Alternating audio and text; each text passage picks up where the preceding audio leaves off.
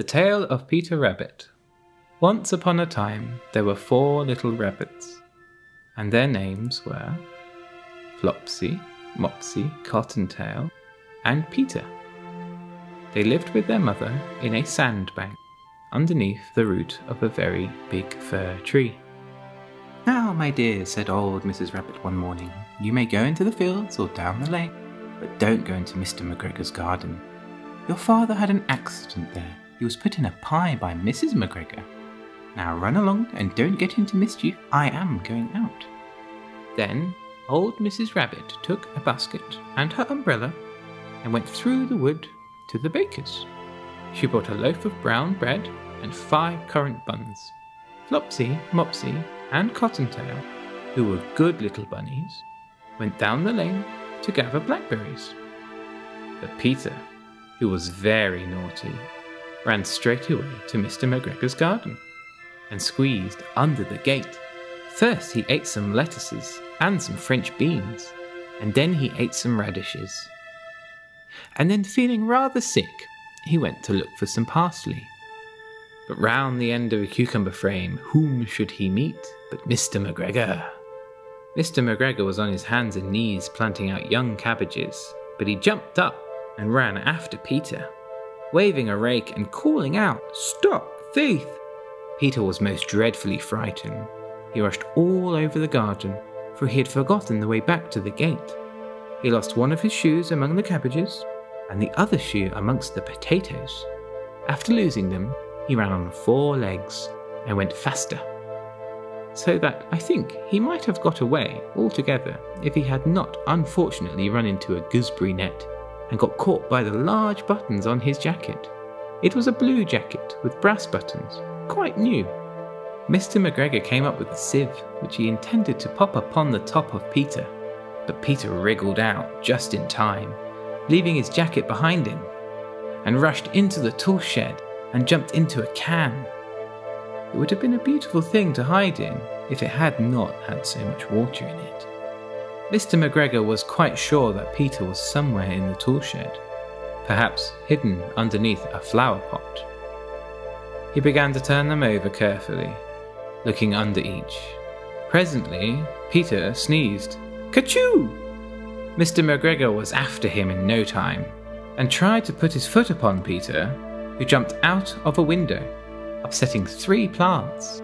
The window was too small for Mr. McGregor, and he was tired of running after Peter. He went back to his work. Peter sat down to rest. He was out of breath and trembling with fright, and he had not the least idea which way to go. Also, he was very damp with sitting in that can.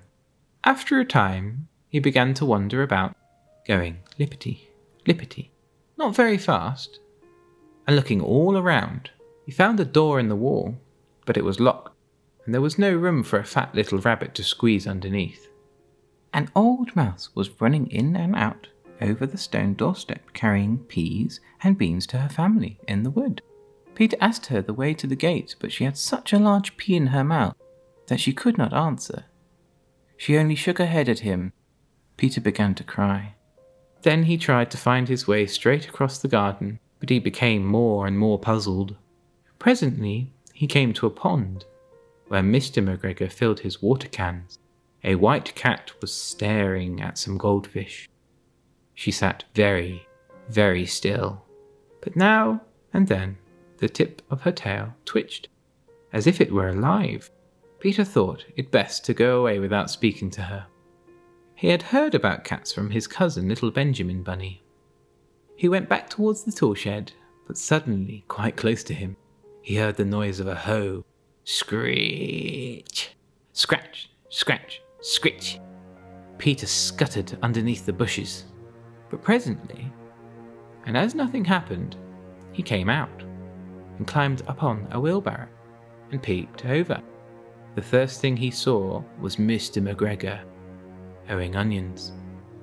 His back was turned towards Peter, and beyond him was the gate. Peter got down very quietly off the wheelbarrow and started running as fast as he could go along a straight walk behind some blackcurrant bushes. Mr. McGregor caught sight of him at the corner, but Peter did not care. He slipped underneath the gate and was safe at last in the wood outside the garden. Mr. McGregor hung up the little jacket and the shoes for a scarecrow to frighten the blackbirds.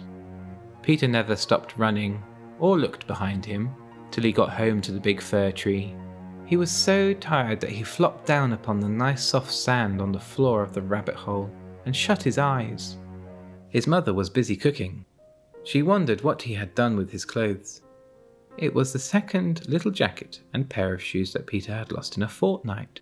I'm sorry to say that Peter was not very well during the evening. His mother put him to bed and made some chamomile tea, and she gave a dose of it to Peter. 1 tablespoonful to be taken at bedtime. But Flopsy, Mopsy and Cottontail had bread and milk and blackberries for supper. The end.